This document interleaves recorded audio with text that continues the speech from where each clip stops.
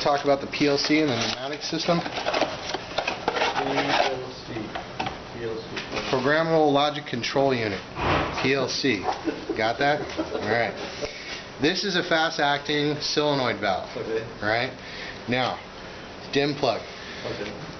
The way it's going to be set up is you're going to have a union on each side, just like on the wet wall, and it's going to be tied into the PLC system.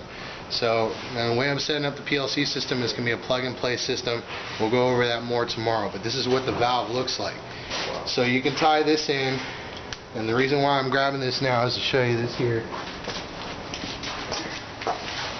Some of these tests require a couple different pressure and temperature configurations, different flow rates. So what you could do, and there's I think 6 or 7 of these pressure regulators in different ranges. If you look at the tag, it's hard stamped on there what the pressure range is. So you can operate in the pressure range. If you don't know how to adjust a pressure regulator, you ain't got no business being back here. So that's that. So you set up, for some of these tests, for cyclical testing, pressure and temperature, set up your different configurations for pressure and temperature, install the valve at each one, tie it to your sample like you're supposed to in the standard, and then you set up the PLC system and it'll cycle between those pressure and temperatures however you want to set it up in the PLC. So that's it. Now these flow meters, if you're looking at it right now and you're saying that's kind of odd, it needs to be vertical like the others, you don't have to worry about these with these. These are spring loaded, so they can be oriented in any position. They twist. They can be upside down, right side up, sideways. It doesn't matter. They'll still read accurately.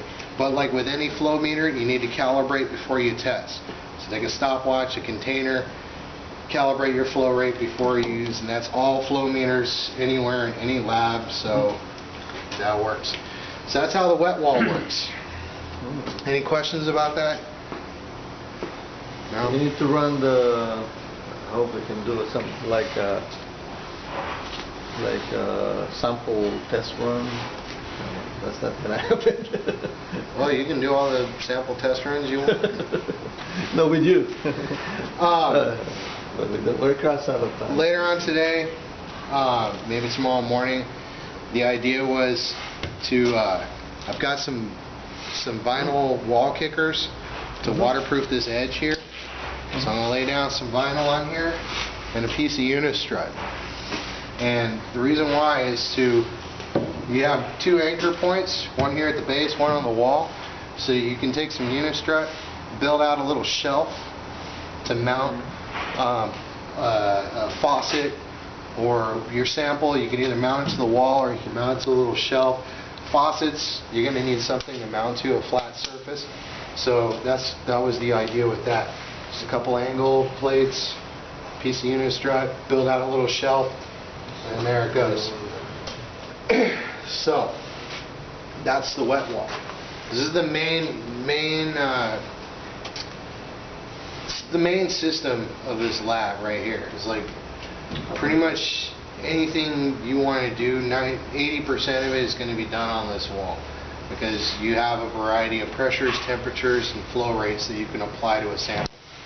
High temperature testing, there's one test that calls for 200-degree Fahrenheit water run through a sample for 6 hours. Okay? Now, the water heater. The water heater is a tankless water heater. I went with the tankless water heater because of the fact that you can run hot water out of it all day long and not run out of hot water like in a tank heater. But the max temperature on this heater is 140 degrees Fahrenheit, which is good for most of the tests that you do. But I'll be right back.